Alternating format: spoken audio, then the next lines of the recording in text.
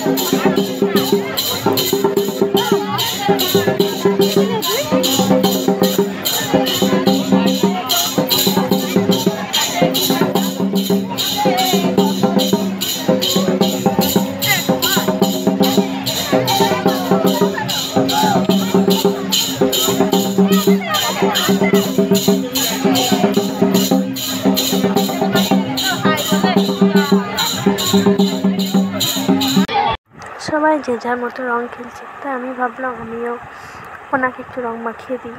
আর উনিও দিলেন একটু মাখিয়ে। তো আমাদের ভিডিও করে দেওয়ার মতো কেউ ছিল না, তাই একটাই ভিডিও।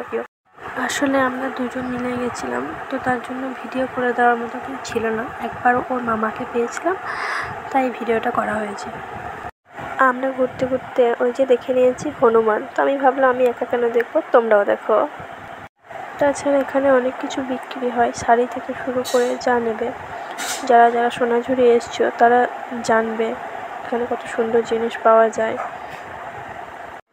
যারা আসেনি তারাও সোনাঝুরি এসে ঘুরে যেতে পারো, আশা করছি ভালোই লাগবে।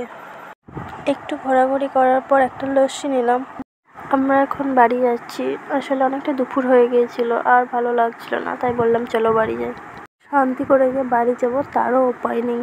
এবার দেখো রাস্তাটার কি অবস্থা। বাড়ি আসার পথে খেয়ে নিলাম চিকেন কষা আর বিরিয়ানি। আমি বাড়ি এসে স্নান করে একটু ঘুমাচ্ছিলাম, ঘুমিয়ে এখনই উঠলাম। আজকে ভিডিওটা এই পর্যন্তই। ভালো লাগলে অবশ্যই লাইক, কমেন্ট, শেয়ার ও চ্যানেলটা সাবস্ক্রাইব করে দিও। চলো টাটা, তখন সবাই ভালো থাকো।